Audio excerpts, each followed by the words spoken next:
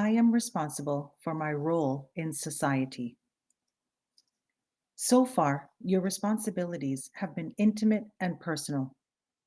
But when we consider society, many thousands of people are involved. Our connections become more invisible too. You create an impact on society by casting a vote, choosing where to live, volunteering for certain causes, and giving to certain charities.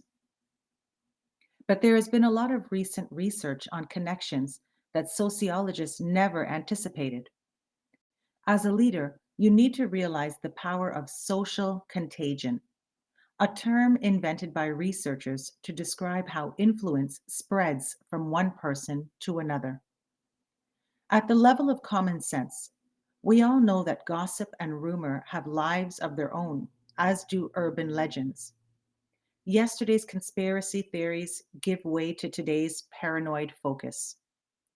But social contagion reaches deeper than common sense ever indicated. Moods, attitudes, and habits are involved. If you are around a depressed family member, for example, you are more likely than average to become depressed yourself. But that's also true if you know someone who has a depressed friend, even when the person you know isn't depressed. This is a very strange finding, but the data support it. You run a higher risk of being overweight or taking up smoking if a friend of a friend is overweight or smokes cigarettes. No one can account for these third hand and even fourth hand influences. Yet these degrees of separation are actually degrees of bonding. Social contagion is real but invisible. It also cuts both ways. Positive influences have their own infectiousness. So if a friend of a friend has a good lifestyle habits or an optimistic outlook, you are more likely to develop them too.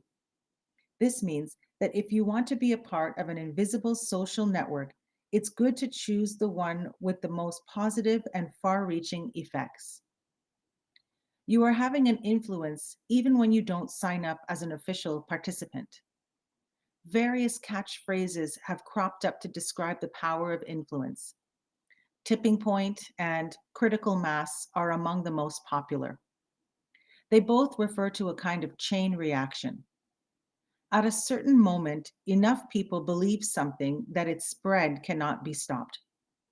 Innovators, politicians, advertisers, and movie studios are in the business of creating tipping points. But in any field, the effect of critical mass is important. It takes a village to do anything, or rather, it takes the social equivalent of cell division. Ideas catch on by increasing exponentially. It's no accident that popular videos on the web go viral, indicating their infectious spread. Social networking has become a necessity in the modern world, and the networks you join or create should reflect your level of awareness. Join networks that specifically address your main purpose. Make positive, detailed contributions. Treat each message the way you would treat a personal encounter with openness and respect.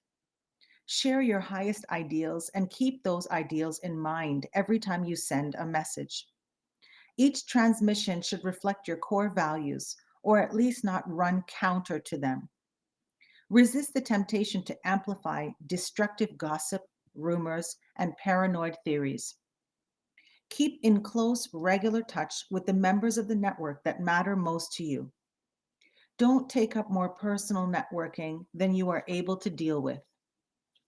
Although many types of messages are brief and fleeting, when you make extended contact, follow the golden rule of relationships.